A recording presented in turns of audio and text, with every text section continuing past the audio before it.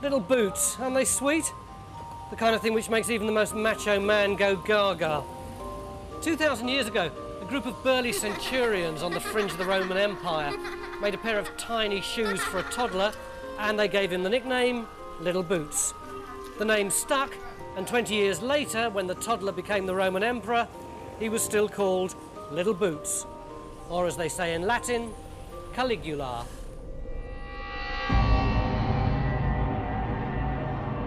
Yes, that little toddler became Caligula, Rome's most evil and maddest emperor. A man famous for making his horse a member of the Senate, who sent his legions to the ends of the earth just to collect seashells, and who believed himself to be a god. A 100% pure maniac, capable of having his favourite singer flayed alive while complimenting him on the melodiousness of his screams. But was he really like that? If Caligula was so evil, why was there a public outcry when he was assassinated? And if he was bonkers, why did they make him emperor in the first place? So how mad was he? Deranged or just deadly? This is my attempt to analyse one of the most villainous minds in human history.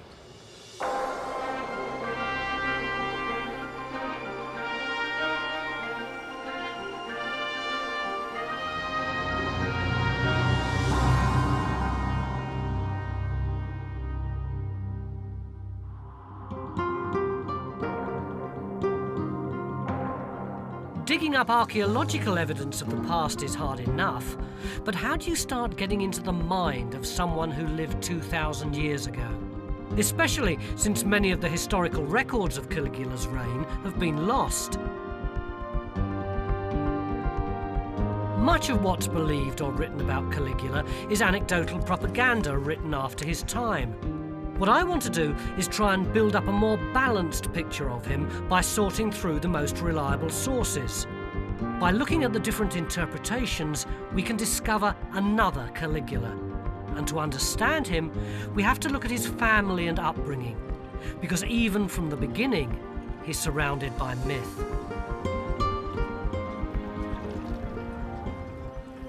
Caligula's passport to success was the fact that he was the son of a national war hero. In fact, there was a story floating around at the time that he'd actually been born in an army camp while his father was fighting a battle. The reality, though, is that he was born here in Antium in southwest Italy on the 31st of August in the year 12 AD. Antium, or Anzio as it's now known, was the Roman equivalent of the Hamptons, a summer playground for the super rich, just a little bit away from town. Caligula's real name was Gaius. He was the third son of a wealthy family, and if he didn't have his nickname yet, he had just about everything else you can imagine. His father was the legendary war hero Germanicus, who'd won the hearts of Rome with his conquest in Germany. But he was far more than a war hero. The Emperor Tiberius had adopted Germanicus as his heir. Caligula's whole life was to be influenced by the reflected glory of his father. His mother's side was no less auspicious. She was the granddaughter of the Emperor Augustus, whose charismatic leadership had made the concept of one-person rule popular in Rome. The emperor-to-be and his wife were the dream couple and had the world at their feet. Although Caligula was their third son, he could never have predicted he'd become emperor himself. We know Caligula was a sickly child and he was spoilt rotten, but he also seems to have been something of a prodigy. His father used to travel to the outposts of the empire, and sometimes he'd take his whole family with him.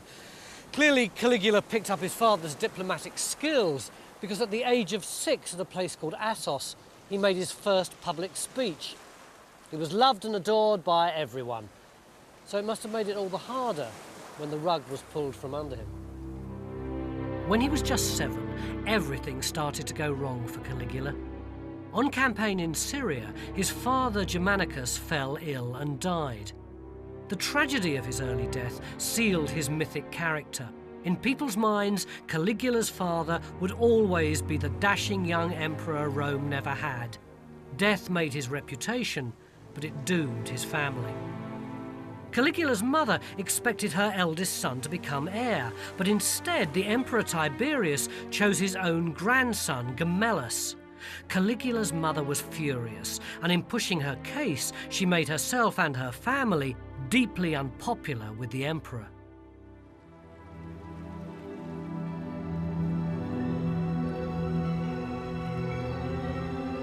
Crossing Tiberius was dangerous. The early emperors had ruled through their own charisma. But Tiberius was a sour-faced bureaucrat who had no time for buttering people up. Under him, the empire had become a dictatorship. He'd alienated the Senate and he'd made enemies.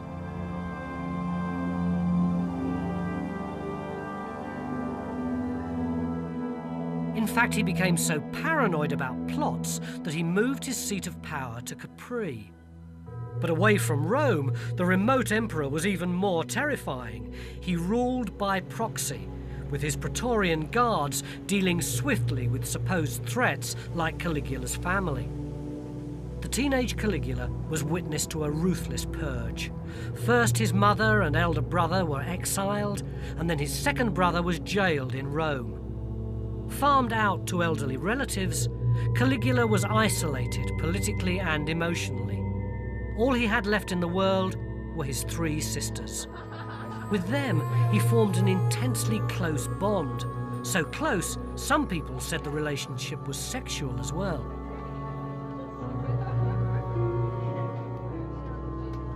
Then, in 31 AD, when he was 19, Caligula lost all family contact. He was summoned by Tiberius to his island hideaway here on Capri. As he arrived, he must have wondered what lay in store. Was he going to be an honoured guest or a political victim? If ever there was a place that could literally tip you over the edge, this is it. Tiberius was famous for his treason trials, which he used to hold in secret in his palace. Senators would be summoned here, they'd be dragged in front of the court and never seen again. The rumour was that the sentence was carried out by hurling them off this cliff down to their doom below.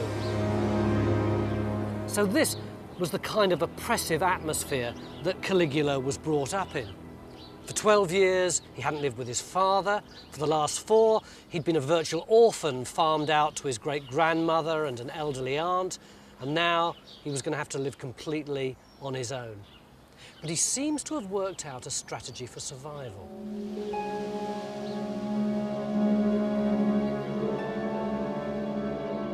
Here, in the darkened corridors of Tiberius's palace, Caligula learnt to be a politician. He turned himself from a threat into a protégé. He cultivated Tiberius, joining him enthusiastically in his intellectual pursuits and hobbies. How much of this was pretense, we'll never know. He never gave the game away. Although years later, people were to say of him, there never was a better servant or a worse master. The truth is that he must have been able to see the limitless power that was potentially available to him. So, however upset he might be about the destruction of his family, he was going to keep his mouth shut.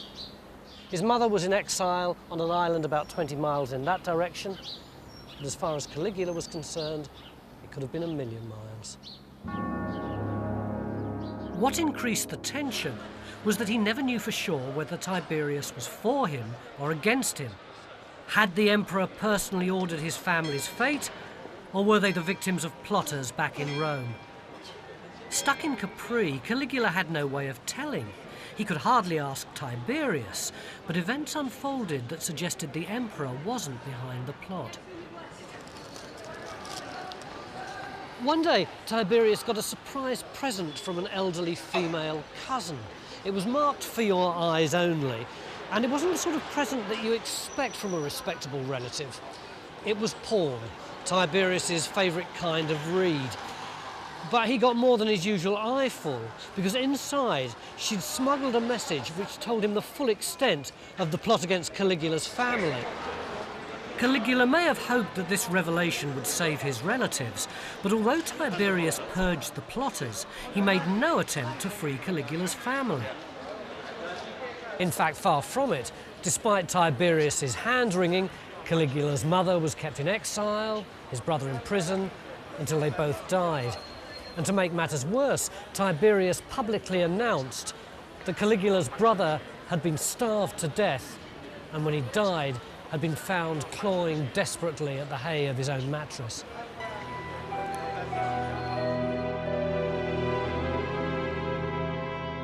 It'd be wonderful if we could get into the mind of Caligula while he was on Capri. He may well have blamed Tiberius for what was happening to his family. On the other hand, he may have been indifferent to what was happening to his family. We just don't know. And it's very possible that he saw the demise of his brothers as opening up an opportunity for himself, and so was really quite indifferent to their fates. But his silent strategy towards the man who'd murdered his family paid dividends. The family's woes had started because Caligula's mother had pushed for one of her sons to be emperor. By a twist of fate, it was Caligula who found himself named as joint heir with Tiberius's grandson, Gemellus. 18 months later, on one of his brief visits to the mainland, Tiberius died in mysterious circumstances. 100 years later, historians revelled in the rumours. They said that Caligula had been alone with Tiberius in his bedroom when he died. They said he had both the opportunity and the motive. There were no marks on the body, so the cause was either poison or a pillow over the face. And the further away from these events the stories were, the wilder the details became, until finally these later accounts became the official version. But the only source we have from the time specifically clears Caligula. The philosopher Seneca says that Tiberius died of old age. But who was going to be his successor? Tiberius had kept everyone guessing by naming Caligula and Gemellus as joint heirs. Throughout his reign, Tiberius had terrorised the Roman Senate, and now they'd have a chance to claw back some of their power. For them, there was only one candidate. There really was no competition between Gemellus and Caligula. Who would you choose? Gemellus, the grandson of a ruthless tyrant, or Caligula, the son of a national war hero who had the Praetorian Guard on his side? He stepped out of the shadows into the warm sunlight of power. But would it go to his head?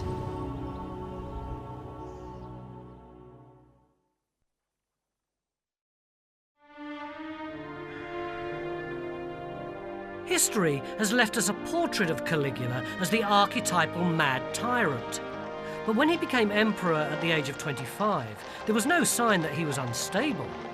Backed by the Praetorian Guard, and with the gleam of his father's charisma still bright, he literally had the world at his feet. Rome gave him a tumultuous welcoming home ceremony.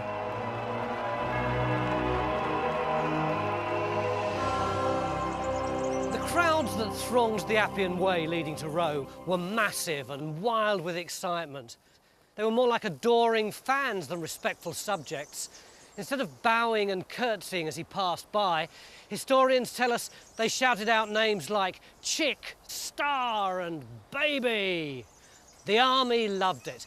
The family of Germanicus was back in power, and the mob had got the son of their old war hero as their new emperor and superstar. In spite of his terrible reputation, everyone agrees that Caligula's first 6 months were a triumph, and he could do no wrong. Tiberius had been a glum spoilsport, a mean, grey-suited administrator who denied the mob their fair share of entertainment. In contrast, after 6 years in silent terror on Capri, Caligula shared their enthusiasm for a bit of fun. His games and entertainments lasted from morning till evening. There were lavish gifts and an ambitious building programme. Money was no object. And he did the right thing by his family, bringing his mother's ashes back to Rome for a state funeral. People loved him for it, and were happy to accept him as sole heir, even if it hadn't been Tiberius's will.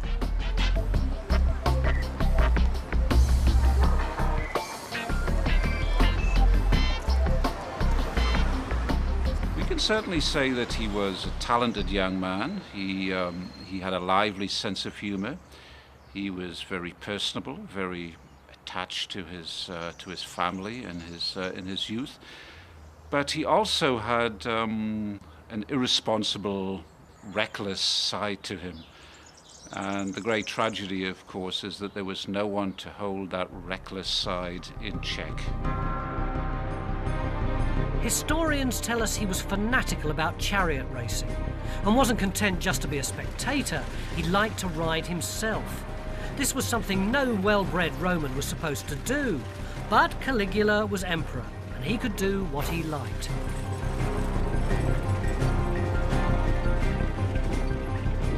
It was here, under what's now the headquarters of the Roman Catholic Church, that the impetuous side of his character was given full rein. Believe it or not, I'm standing on what was once a Roman racetrack, and that obelisk was the halfway point in the Ben-Hur-style chariot races. In 38 AD, when Christianity was still a minor sect of Judaism, Caligula built a private stadium right here across what's now the Vatican. And he brought that obelisk, all 300 tons of it, all the way from Egypt. A major feat of engineering for the emperor's playground.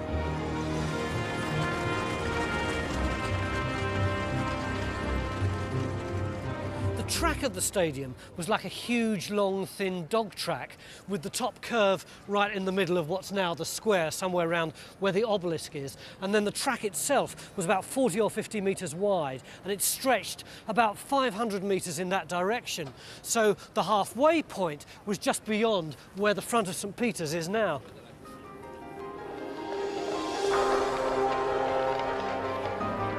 Huge crowds used to turn up to watch the young emperor at play. And if the aristocrats frowned, they were willing to overlook a little youthful enthusiasm. As far as the Senate was concerned, an inexperienced emperor with other things on his mind would be malleable enough to give them the control they sought. In their book, Caligula had also started brilliantly. He'd promised to return power to the Senate after Tiberius's autocratic reign, to abolish the dreaded treason trials, and he'd said he'd destroyed all the secret files naming the plotters against him and his family. For 6 months, the Senate and Caligula enjoyed a real honeymoon. You come into power and everyone is wonderful to you. Yeah, gives you stuff, bows in front of you. Absolutely, everyone wants you on their side. You're still an unknown quantity. And he swims in this, he loves it. And he knows the right things to do. He knows that Tiberius was hated and that anything he can do to distance himself from what Tiberius was hated for will be good. Very soon, he has to cope with the problems of actually being emperor. And one should never underestimate how colossally difficult that is. So you think that Caligula was just incredibly irritated by the day-to-day tasks he had to do? I think Caligula was enormously insecure with his upbringing in the Imperium. Tiberius's court is a real nightmare. People are murdering each other, plotting against each other. That must be true beyond any doubt, whatever exaggerations there may be in the historical sources. It's a ghastly place. He has no psychological basis for being a stable person to react to the real problems of being an emperor. Outwardly, the young Caligula put on a brave face for the Roman populace, but the public exterior disguised the complexity of his feelings. Behind the mask of the successful young aristocrat lurked a very different personality. He was dark and brooding. He wandered the corridors of the palace late at night, his dreams racked with nightmares. He was intelligent but highly strung and lurched from happiness to deep despair in an instant. When he spoke rapidly without stopping, very, very eloquently, but he would be carried away by the power of his own rhetoric. He seems to have been very, very impatient with individuals around him, very, very sarcastic. So he was a man, I think, who found it very difficult to relax. The last 6 months had been all too much for Caligula. The release from repression, the emotion, the excitement took their toll on the highly strung emperor.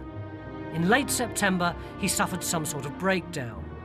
We don't know whether the illness was mental or physical, but we do know it took him out of circulation, and it marked a turning point for Caligula. For 3 months, it was touch and go. As news filtered down from his palace on the Palatine, the empire held its breath. People slept out in the open in the shadow of the palace waiting for press releases. It was a bit like the death of Princess Di. The whole nation seemed consumed by depression. Over-enthusiastic aristocrats made rash promises to the gods that they'd fight as gladiators or commit suicide if Caligula would only recover. Later, they must have wished they'd kept their mouths shut.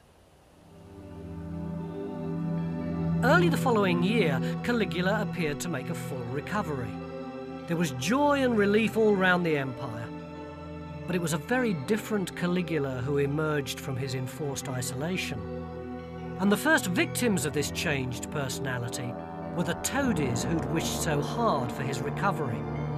The man who'd volunteered to fight as a gladiator if Caligula recovered was forced to fight in the arena several times before he was finally released.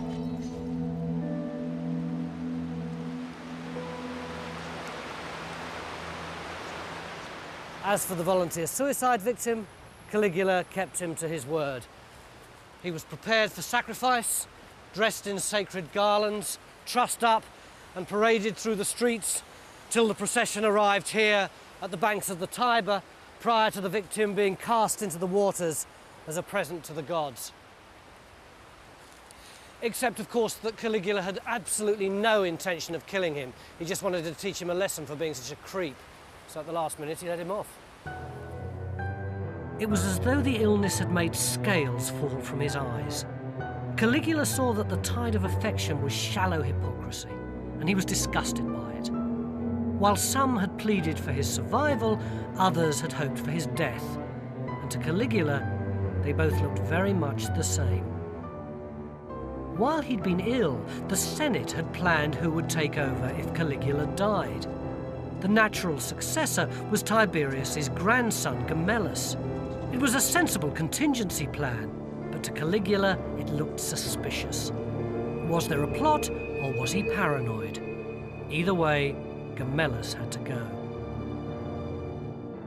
In ancient Rome, you didn't send soldiers to kill someone for their misdeeds. You sent them to make sure the guilty party killed themselves. Soldiers were dispatched to tell Gemellus that he'd been found guilty of masterminding a plot against Caligula. Although from what followed, it was clear he was hardly up to the job. Poor old Gemellus, not the brightest bulb in the pack, was given a sword and told to dispatch himself, but then had to be shown how to do it. Caligula's bubble had burst. What did the adulation and praise add up to if they wanted to replace you just for being ill? From now on, he'd take a cynical line. If they don't care, I don't either. No one would ever be allowed to let him down again.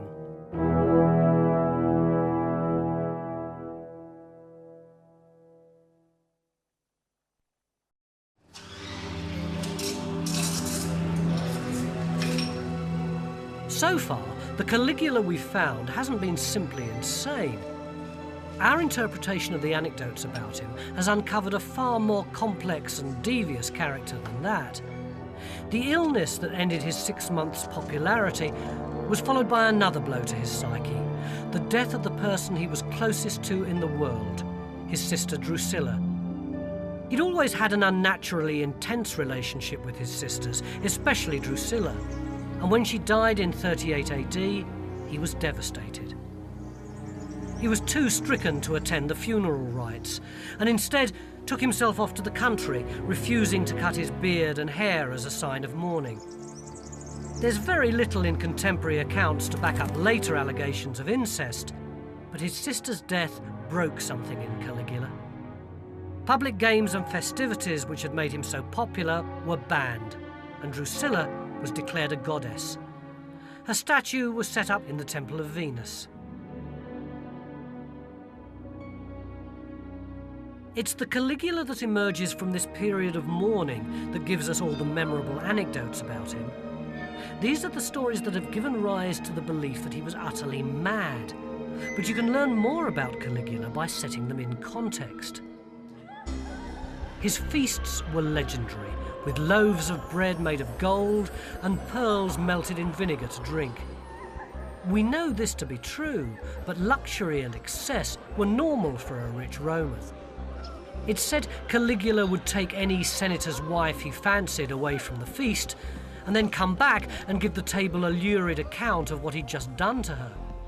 Or he'd undress his own wife in front of company to show what a lucky man he was.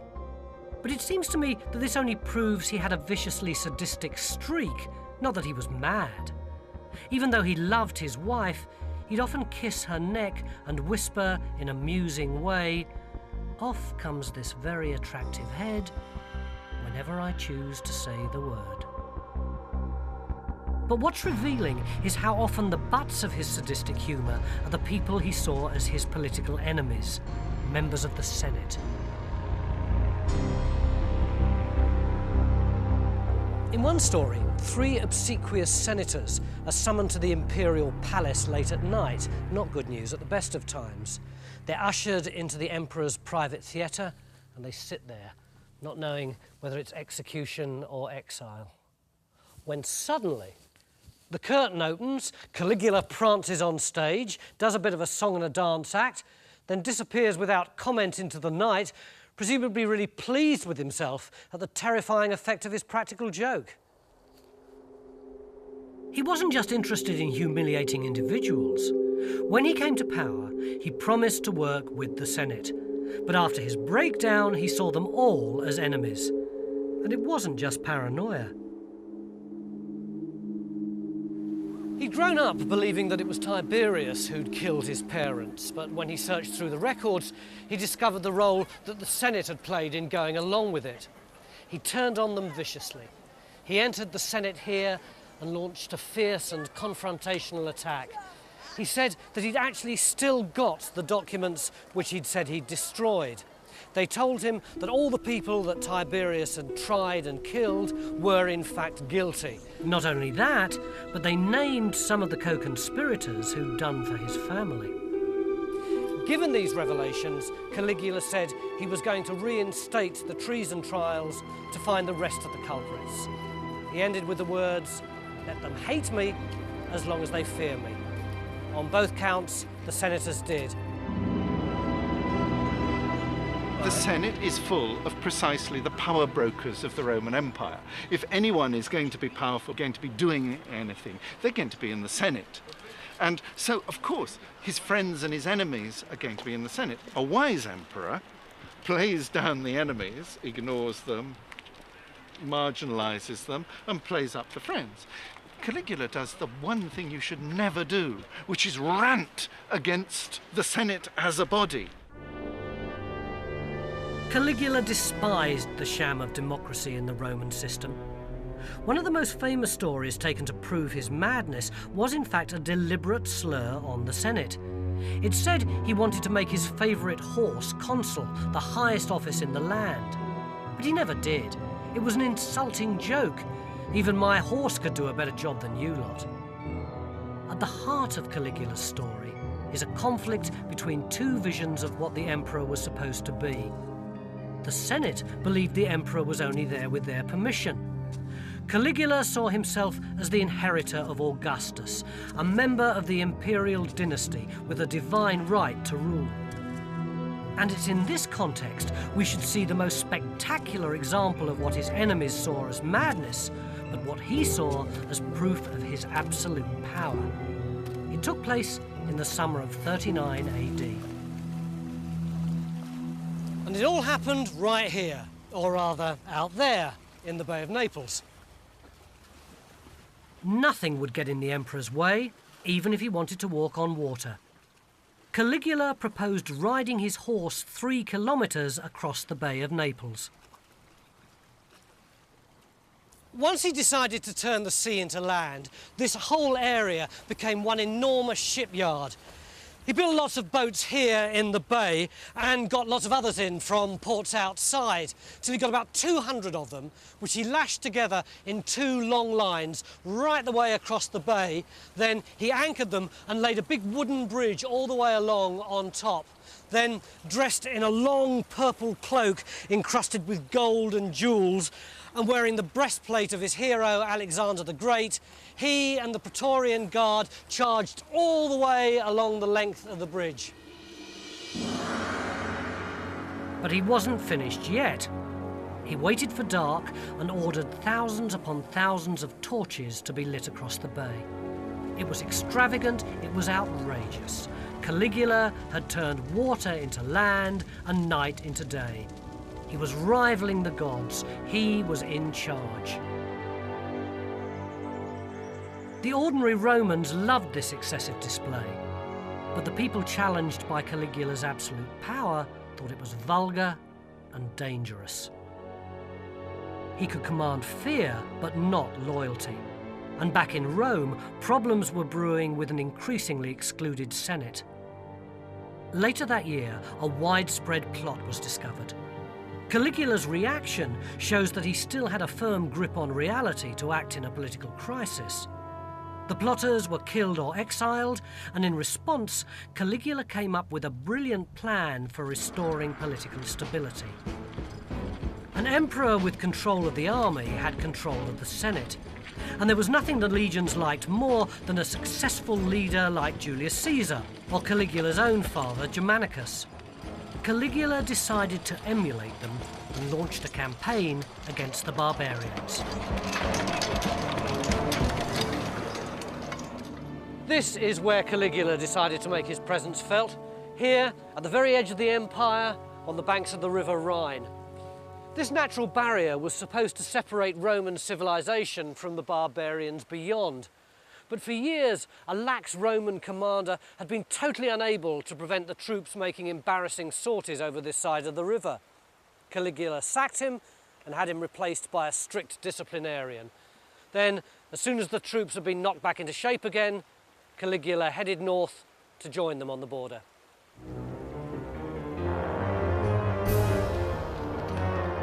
This was no exercise to please the vanity of a lunatic. Securing the German frontier was a strategic action. Caligula had bases all along the Rhine, where troop movements were well planned and well thought out. What he did was to carry out brief raids across the river at the head of his troops. He probably didn't kill a single German himself, but the fact that the emperor went into battle personally not only restored the spirit to his men, it also made them loyal to him. In Rome and throughout the empire, they honoured Caligula's success with special games and celebrations. He'd proved himself as a soldier and a tactician.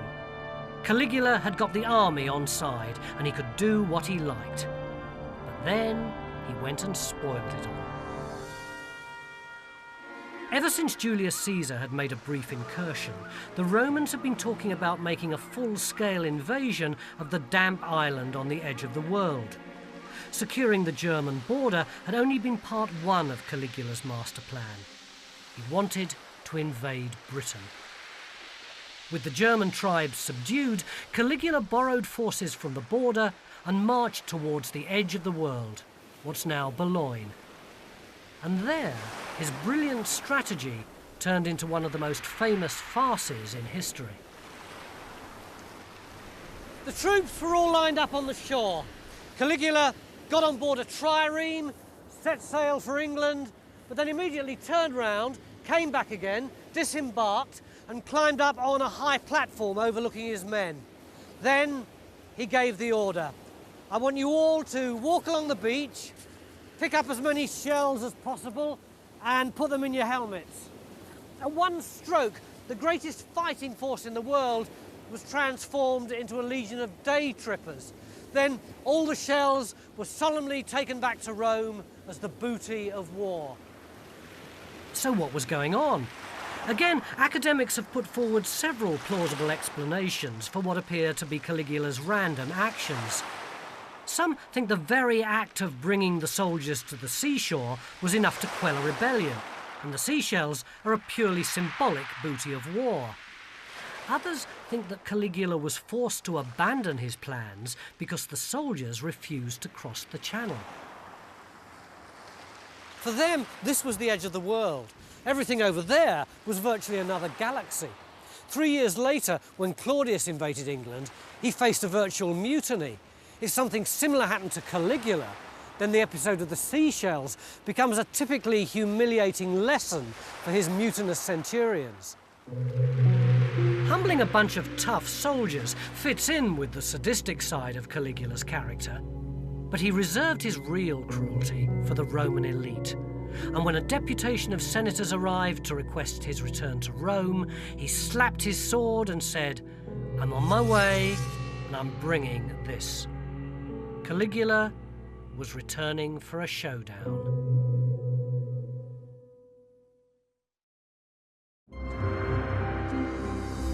Caligula had been emperor for 3 years, but he was still only 28. Coming to absolute power had corrupted him. With a mercurial temper and a sadistic humour that no one understood, he was like a spoilt child given the power of life and death. And he looked the part of a madman. He was tall with spindly legs, a nervous face with deep-set eyes, and he made it worse by pulling scary faces in the mirror. He was so embarrassed about his thinning blonde hair that he made it illegal to stand above him, so no one saw his bald patch. Altogether, a damaged, insecure human being, but an emperor, and one who seemed increasingly unstable. As soon as he returned from his botched invasion of Britain, he launched another scathing attack on the Senate, demanding that they recognize his true status as a god. He built a lodge here on the Capitoline Hill near the Temple of Jupiter because he wanted to be close to the god who was his role model.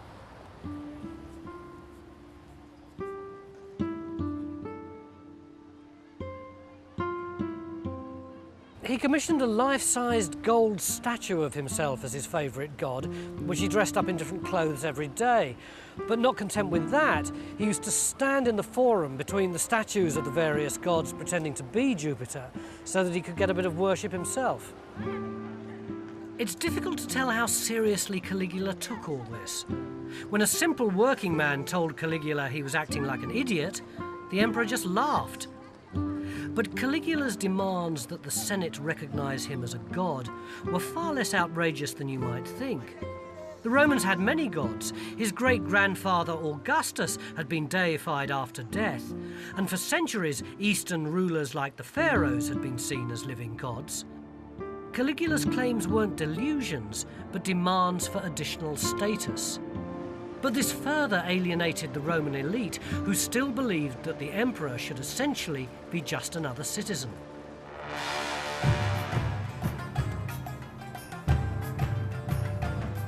Caligula's demands to be recognized as a god and his consequent contempt for other people's beliefs would spark a potentially deadly conflict in the furthest reaches of the empire in Alexandria in Egypt. The Romans and the Jews had lived peacefully together, but under Caligula, anti-Semitism reared its ugly head, and it began here. 2,000 years ago, Alexandria was a Greek city, but with a large population of Jews, and they'd never really got on. Then the Jews were herded into one area of the city, the world's first ghetto, and there were riots, anti-Semitic attacks, and reprisals. It was the emperor's job to act as peacemaker. A Jewish delegation was sent to present their case in Rome. When they arrived, Caligula was busy sorting out the finishing touches to his newly redecorated palace.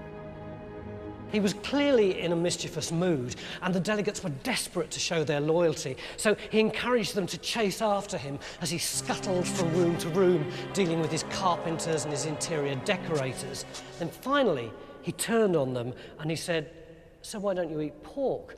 And when they stuttered their replies, he interrupted them with, "Yes, it doesn't taste very nice, does it?" Of course, his cronies fell about.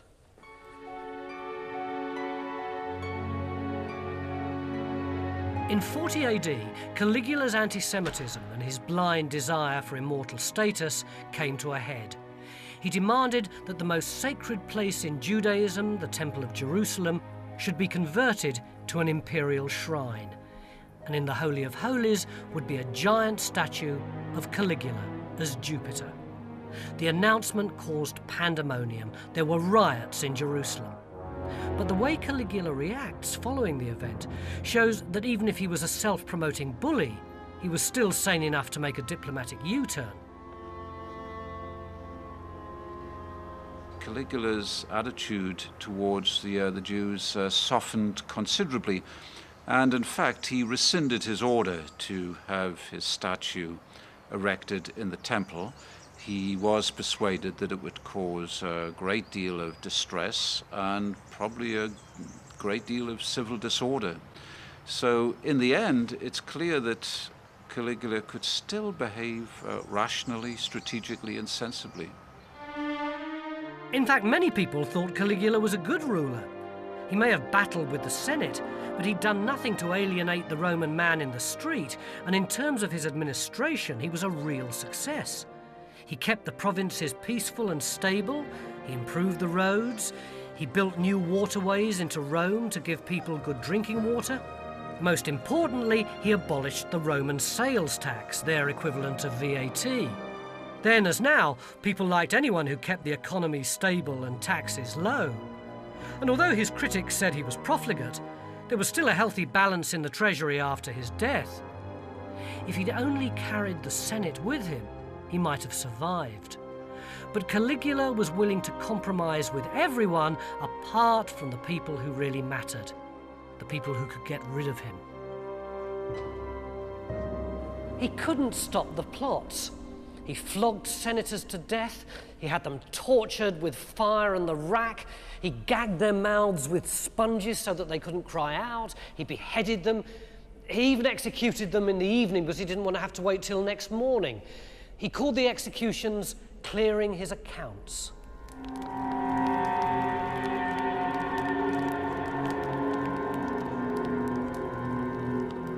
And yet he was so moved by the wrecked body of an actress called Quintilia, who'd survived the torturers without revealing anything, that he gave her 800,000 sesterces by way of compensation. And yet the irony was that although many of his victims were innocent of the crimes they'd been tried and tortured for, Quintilia was actually guilty of taking part in a conspiracy to murder Caligula.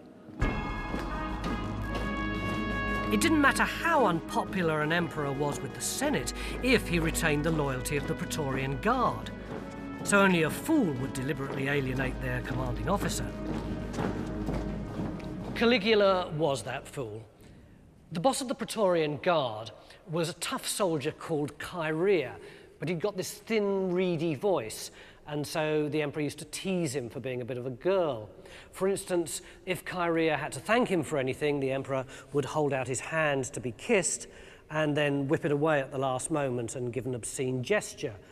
Or if Chaerea had to ask him what the password of the day is, Caligula would say that it was something obscene like Venus or Big Willie.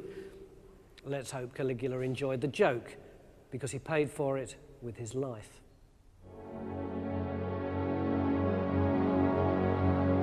The assassination took place at a temporary theatre here on the Palatine.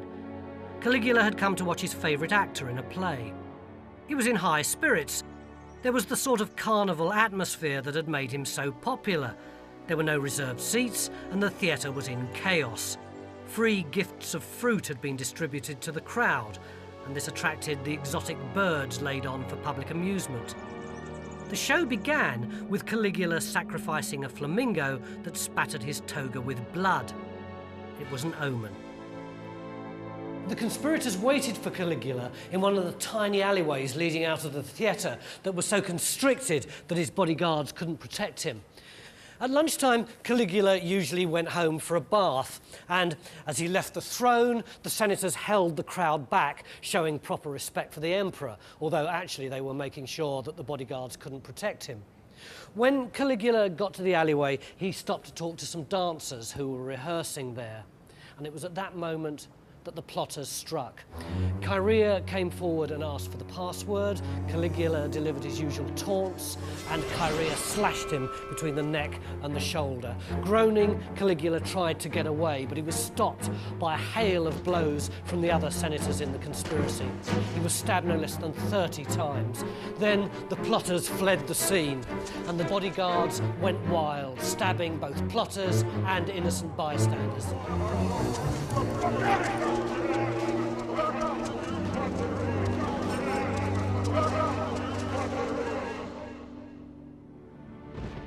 Meanwhile, the conspirators also went on the rampage. They stormed into the palace. They wanted to ensure that Caligula had no heir, so they stabbed his wife, then took his baby daughter by the feet and dashed out her brains against a wall. Next day, the Senate met in great excitement. It seemed that this was their chance of regaining ultimate power and re-establishing the republic that had been destroyed by Julius Caesar. But just like the senators that had killed Caesar, they'd underestimated the people's affection for their emperor.